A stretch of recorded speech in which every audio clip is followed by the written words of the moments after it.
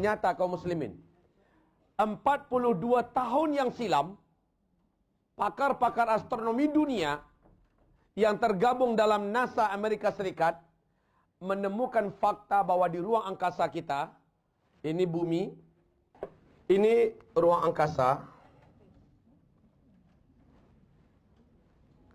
lebih dan kurang 42 tahun yang silam, para pakar astronomi dunia, mereka sudah menemukan ini bumi dan bumi, matahari semua ada di sini. Mereka terus bergerak. Nah, mendekati apa ini? Apa ini? Ini disebut dengan arus sungai meteor.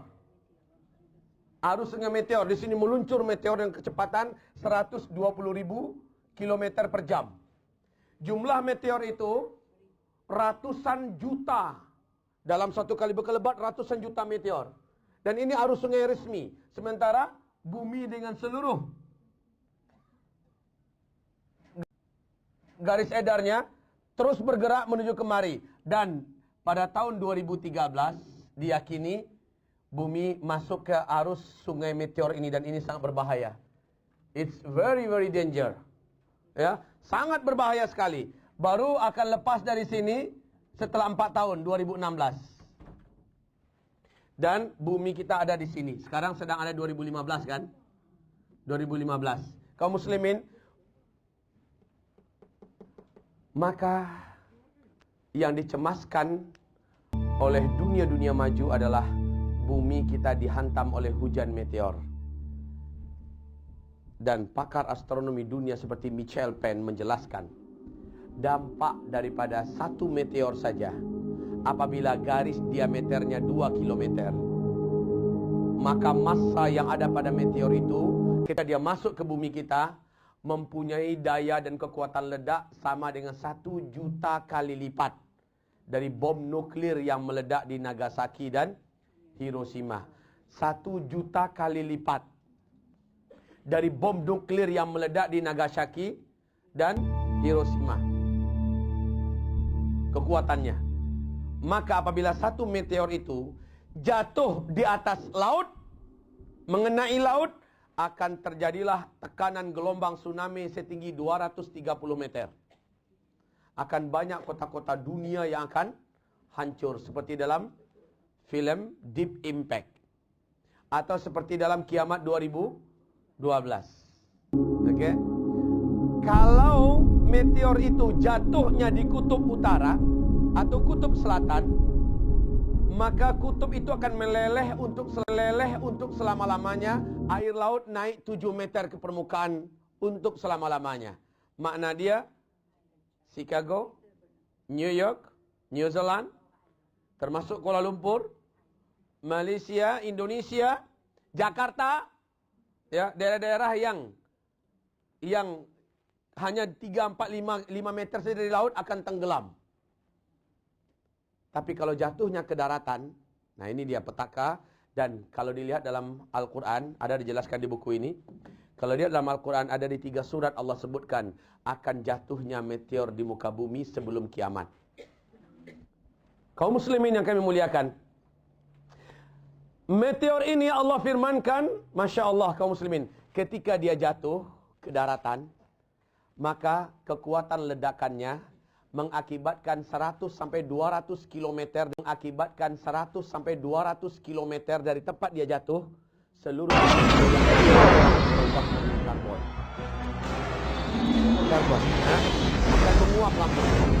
Tak ada batu lagi satu pun dari tubuh kita ini. Menguap jadi asap. 100 sampai 200 km dari titik jatuhnya meteor itu. Ya, saking panasnya yang tidak terhingga. Lalu ledakannya yang sangat digalinya daratan bumi kita, partikel-partikel dia membumbung ke langit. Lalu terjadilah duhan.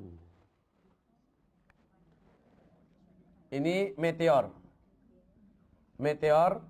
Ingat, dalam Al-Quran ada salah satu nama surat, namanya surat Ad-Dukhan. Ya. Nah, meteor ini akan menyebabkan terjadinya dukhan. Dan ini perkara besar akhir zaman. sebelum Dajjal keluar, kafir di muka bumi yang ada di permukaan daratan akan melepuh kulit-kulit mereka. Melepuh, melecuh. Melecur. Melecur. Kalau orang Indonesia bilang melepuh. Samalah kakak beradik kita. Baik Bapak Ibu yang kami muliakan. Kemudian kata Rasulullah, dari lubang hidung mereka keluar asap. Sebab apa? Dia menghirup asap, otomatis asap baliklah yang keluar. Dari lubang dubur mereka, lubang punggung mereka. Tepat nak gunakan lubang punggung? Okey ya. Dari lubang punggung mereka, karena kalau bagi kami punggung tu ini. Maka sesekali saya tersilap ketika saya katakan punggung, orang dah lihat sana sini. Yang saya maksud ini. Sementara di Malaysia yang punggung tu ini. Ya. Dari lubang punggung dia keluar asap. Lalu kata Nabi, dari lubang telinganya keluar asap. Dari mulut dia keluar asap. Bahkan dari sela-sela mata dia keluar asap. Banyak orang kafir di permukaan bumi mati. Yang boleh hidup sudah menjadi zombie. Buruk rupa, mengerikan, menakutkan, sangat tersiksa. Tapi orang beriman, kata Nabi, orang beriman yang amal solehnya banyak, hanya seperti orang yang terserang flu dan demam sahaja. Karena iman dia dan karena amal soleh dia. Baru terbuka rahasia. Kenapa Nabi perintahkan kita perbanyak amal soleh di masa-masa fitnah di Syam? Karena makna dia, tak lama setelah ini, kalian akan menghadapi huru-hara dan petaka yang paling mengerikan. Hanya iman dan amal soleh lah yang mampu membuat kalian terjaga dan selamat.